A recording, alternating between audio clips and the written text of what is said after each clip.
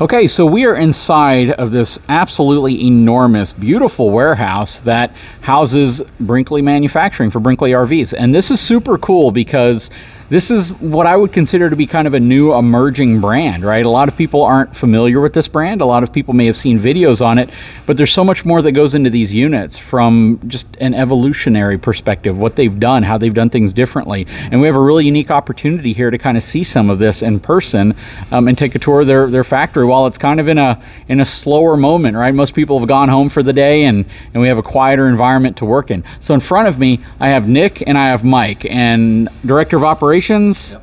Sales. Yep, you got it. Very good. And real quickly, can you guys just talk a little bit about the brand, what you guys like about this brand, what you like working here, what's different in your opinion versus all the other RV manufacturers that you could potentially work for in this area, right? There's a lot of them. Yep.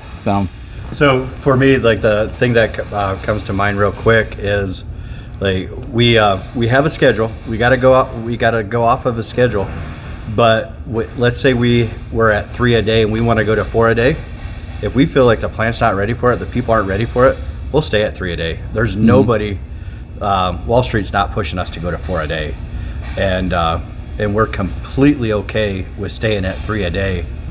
I'm just picking those numbers, but we're not rushing to get out and to get the units out the door. And I think that's the thing that holds us, one of the little things that holds us different than anybody else. Well, it's not such a little thing because as many factory tours as I've done, as many manufacturers as I've worked with, a lot of them take kind of pride in how many units they can get out the door each day. On a retailer side, as an RV dealership, I want the manufacturer to pump out as many units as possible. It makes me able to carry stock and inventory to sell.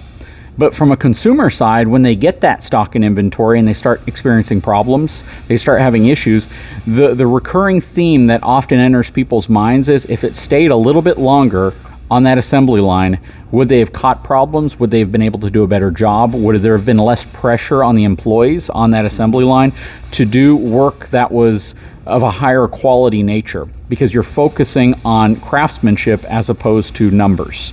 So when you say 3 a day, where the average is like 20 a day, that's a big deal, because if you can slow down all of these RVs as they work their way through your assembly plant, you in essence give each station an opportunity to spend more time to make sure they're doing it right, to not feel rushed, to believe that the product they can turn out is one that they're actually able to put their time and energy into. So that's really cool. It's not a small thing. So and when we go to hire, we're hiring like 2 weeks ahead of time. So if we think we're ready for 4 a day, we'll hire for 4 a day 2 weeks, so the people are 3 weeks, whatever it is, so the people are trained in before we bump up in production. And it's been working great, and you hit that next level, and it's seamless because we have the people trained before we hit that number. So another thing I'd like to add that Mike brought up is something that's different about our company is our group leaders don't carry tools; they carry iPads. Their job is to lead and to lead by example and to make sure their guys are doing what's needed to be done to make sure our quality is at the highest level. Typically in other companies, your group leaders are going to be running with tool belts, fixing what's wrong. They're not keeping an eye on their employees. The other thing that we've done here at this plant, the entire plant is AC. So all these guys are in better environments. In the middle of July and June and August, it gets hot in Indiana. So, you're working as fast as you can work with good quality. You get tired when it gets hot and humid. So they spent the extra money to get AC units in here to keep the climate to where they can stay cool enough to keep doing a better job. And on top of that, they also provided all their employees with tools. That is not normal. Typically, they have to bring in their own tools, and they come up missing, and then your employees are out money. That also brings down the negative attitudes. They get frustrated. So we're really working on growing the company as a whole and keeping everybody together on the same page, teammanship. We're training our employees how to become leaders so they can fulfill the people above them as they move forward as well. So it's a big leadership thing, making sure that quality and leadership are two huge things for this company. Yeah. I want to add on to what he was talking about with group leads. So in every other towable factory, the first time that the unit gets inspected is 11 stations in. and then they'll have 3 inspectors online with a bunch of repair guys fixing what they're taping up. And what we're doing is we have 11 group leaders, and each group leader is inspecting the unit. So the units in station 1, it gets inspected. Oh, station wow. 2 on down, and throughout the whole 40 stations we have, every unit gets inspected exactly the same as the one before and the one after it. And so we are literally the only people that are doing that. And so our leaders, they're not wearing tool belts. They have their radios on them, and they have a roll of tape on them. And so if they tape something, the person that didn't install something right has to repair it. Well, let me explain to my viewers why that's an important message and different. So if you go through, let's just say, the typical RV factory, whether it's a fifth wheel or a conventional, when it starts at the beginning and then they throw the axles on it, they throw the running gear, suspension, all that, then it moves to the next station, and then they start plumbing in all the tanks, and then they start running electrical before they've thrown OSB on. Most of the time before, or the first time it gets inspected is after a lot of that stuff is done already. After the sidewalls are on. Yeah, sidewalls go up, and then they start looking for cosmetic imperfections more than anything. Exactly. And this is where problems occur that don't get caught until you buy the unit as a consumer. Because it makes it through a station, maybe a wire got punctured, maybe something just wasn't installed correctly, maybe when they were putting the screws down, a screw did not bite into anything, and these things happen. And if the unit makes it halfway through the assembly line before that problem is caught, it's never going to get caught. Now, picture this, JD. So everything between your I-beams, so from your underbelly to your floor, you got a bunch of wires running through there, you have all your tanks in there, you have your plumbing in there, you have your heat ducts in there. That never gets inspected. Nobody inspects that. We inspect that. We have somebody in that station looking at those things. Yep, and that's awesome. That is actually a request that people have had for a long time of the industry.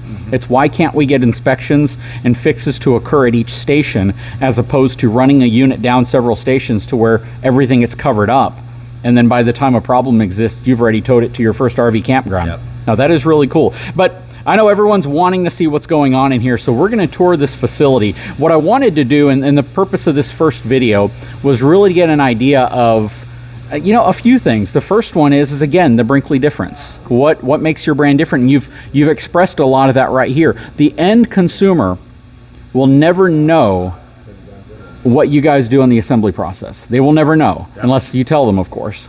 But they'll know it and feel it in terms of a unit that will last longer with fewer problems. That is really cool, and that's something worth emphasizing. So no, I really appreciate that. This is really cool because when I look at this factory, I see a lot of RV manufacturers that they take over buildings that have been emptied by other manufacturers. And it's not customized to what they're doing. You and a few other manufacturers, you build your facility the way you need it to be to accomplish your goal. You're not trying to conform an old facility into something. And when I had an opportunity to just drive up here, it's funny because you look at this plot on Google Maps or Google Earth, and there's nothing there. You just see dirt, and I didn't know what to expect. And because, again, how old is the brand? November. That's crazy. When did this building when did they start construction, and when did they finish? So they started construction, I would say, April of 22. Okay. And wow. We were able to move in April of 23. Yeah. That is crazy. And what's cool about this, though, again, is when I pulled up, again, I've only seen 2 of your models. And I'm like, I'm expecting, a 50,000 square foot, 20,000 square foot building that's been repurposed and turned into something. I was not expecting to see what I saw when I pulled up here. This place is massive and it's beautiful, and you've done a great job. And you were telling me earlier, what, 160,000 square foot? 175,000 square foot. Yep. And what are the other plans, if you're able to kind of talk about them? So right now we've got 4 more buildings, or 3 more buildings in motion, so we should have 4 total. We'll have another building just like this for the Model G, our toy hauler line. Then we're going to have a lamination plant, and then hopefully we'll have the 4th building will be for our travel trailers, Model I.